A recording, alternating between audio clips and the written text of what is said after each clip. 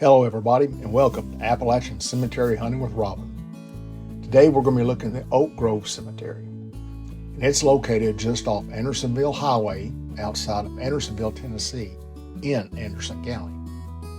The earliest burial I found was in 1871. And this is a picture of the last oak tree from the grove that the Oak Grove Church was named after and where the cemetery is located. There are 64 people buried here, so let's get started. First, we have Reverend Leonard Ray Arnold, 1937 to 2009, and his wife Mary Susan Longmire Arnold, she went by Mary Sue, 1939 to 2017. Now, Leonard was a veteran of the United States Army, and he served as a minister in Methodist churches in Tennessee, Texas, Georgia, and Virginia. Now, Mary Sue was a special education teacher. And obviously this picture was taken of their headstone before she passed away. Next, we have Mary Ann Sharp Cates, 1855 to 1880. Next is Calvin H. Craig, 1894 to 1962. And his wife, Maud Ethel Bullock Craig, 1897 to 1985. Next, we have Fraser DeMarcus, 1840 to 1871. Now, you'll notice the weeping willow tree carved on his headstone. In Christianity, that symbolizes the gospel of Christ. Mr. DeMarcus served with Company C of the 93rd Indiana Infantry of the Union Army during the Civil War. And according to what someone posted on findagrave.com, he'd been taken prisoner sometime during the war. Later, he became a Baptist minister. Next, we have Harvey Green Elkins, 1828 to 1904. And as you can tell, his headstone has been knocked over at some time. Next, we have Minnie A. Elkins, 1882 to 1901. Next, we have Sahota Elizabeth Longmire Foster. She went by Lizzie, 1883 to 1905. Next, we have Nancy M. Longmire Irwin, who went by Nanny, 1861 to 1895. Next is Dr. John N. Johnson, 1831 to 1886. Next, we have Robert Irwin Longmire, 1906 to 1988, and his wife, Delilah Evelyn Hill Longmire, 1911 to 1984. Next, we have Robert E. Longmire, 1839 to 1885, and his wife, Elizabeth Craig Longmire, and she went by Betsy, 1845 to 1912. Next, we have Glenn Franklin Longmire. He was born in July of 1914 and died in January of 1915, and he was only 6 months old. Next, we have Harvey Longmire, 1868 to 1871, and he was just 2 years old when he passed away.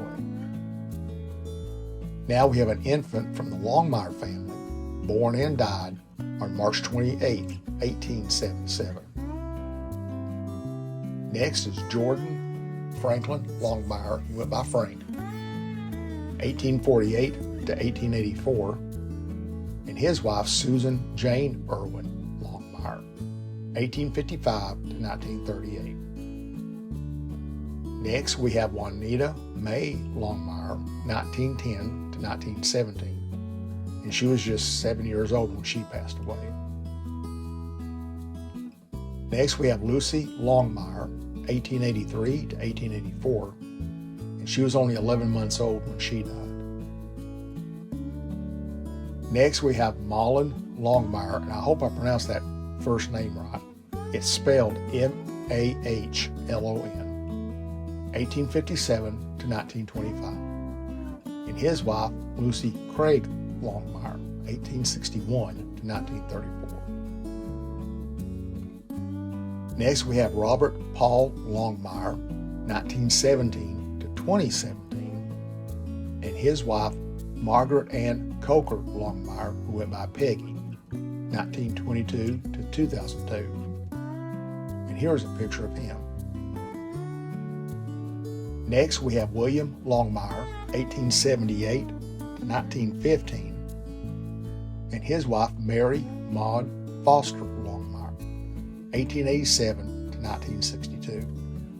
His death date on their headstone says 1916, but according to his death certificate that is posted on Find a Grave, he died in 1915.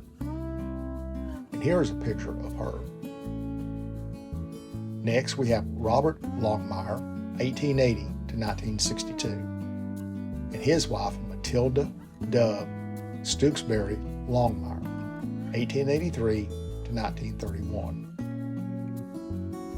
Next is Polk Longmire, 1881 to 1902. Next, we have Reuben J. Longmire, 1895 to 1898, and he was only 3 years old when he passed away. Next, we have Reuben M. Longmire, 1874 to 1895.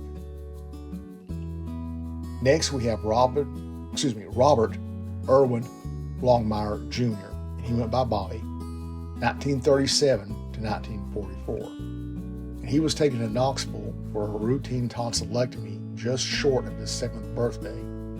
And because of complications from that, how come he passed away? And that is according to the information I found on findagrave.com. Next, we have William Henderson Longmire, 1808 to 1882, and his wife, Scioto Hibbs Longmire, 1817 to 1884. And they have a weeping willow tree on both of their headstones. Now, the name Scioto is from the Scioto village in McDonough County, Illinois, and the river and county in Ohio. It's derived from an Indian word meaning great legs and is applied to that river on account of its numerous and long branches. Now, while I was researching this, I also found, that it means deer. So I don't know about that. And also, I cannot find any information stating that she was of American Indian descent. Next, we have Thelma Gladys Longmire, 1907 to 1942. Next is William Franklin Longmire, and he went by Boss, 1865 to 1891. And I'm just wondering why he went by Boss. Next is Woodrow Caney Longmire, 1912 to 1982. Now you'll notice his wife Zennia's name on the stone and that she was born in 1926, but there is no death date. This leads me to believe that she was either still alive when this picture was taken or she is buried elsewhere. Next we have Anglin Sharp, and that first name is spelled Angline, 1861 to 1913. Now we have Charles H. Sharp, 1873 to 1918. Next is Elizabeth Longmire Sharp, 1836 to 1912. Next is Francis Sharp, and he went by Frank, 1834 to 1912. Next, we have the Reverend Isaac Francis Sharp, 1854 to 1891. Next is Jordan Franklin Sharp, 1868 to 1931. Now we have Nancy Ann Sharp Stout, 1857 to 1924. Now, this is a picture of her death certificate, and it states that she died of tuberculosis. Now, folks, on this next one, I'm going to try to pronounce these names right, and if I don't, please forgive me. We have Albert Andrew Tuinman, it's Tuinman, 1941 to 2021, and his wife, Suoma, and it's spelled S-U-O-M-A. Aniki, A-N-N-I-K-K-I, Tuinman, 1941 to 2021 as well. Now, according to the information I found on findagrave.com, they passed away in their home on March 16th, 2021. Albert came to the University of Tennessee Department of Chemistry from the Cancer Research Institute in Tempe, Arizona, and he was serving in the position of Director of Mass Spectrometry. Let me try that again. Mass Spectrometry and Research Associate Professor from March of 1987 until his retirement in April of 2006. Now, if you'll notice the inscription at the bottom of their stone, it's in two languages. In English, it says, and I quote, "We feel sorrow and longing, but the beautiful memories will remain," unquote. Now, I do not recognize the other language, and I'll give you some time to look at it.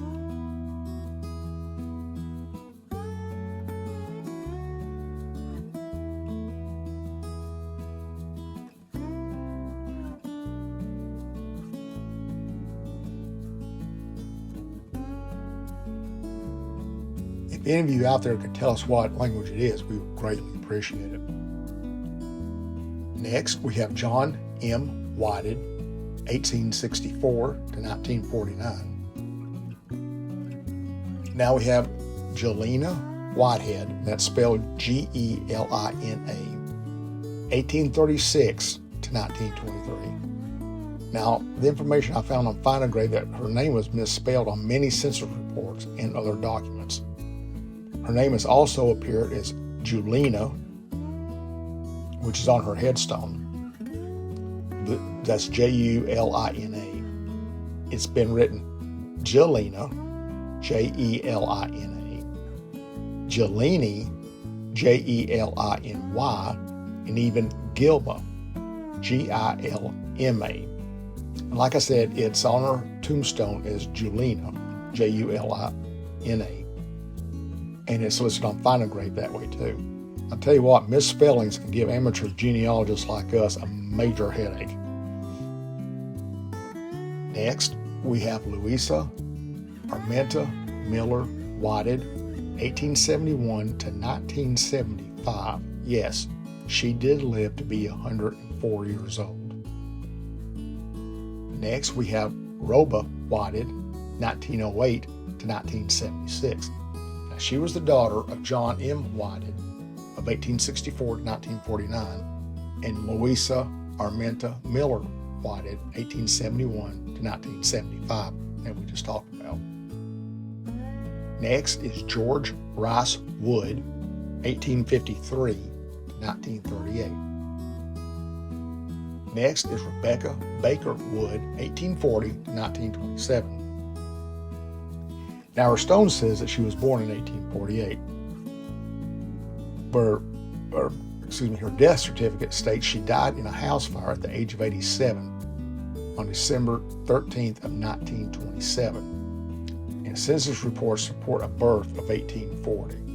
Now, all this is from information I found on Findagrave. Next, there are 11 graves with no pictures, and they are an infant son of the Foster family, born and died on September 4th, 1898. Elvin Newman Hill, 1889 to 1941. Next is Henry Hill, 1863 to 1931. Sciota Jane Sharp Hill, 1866 to 1942.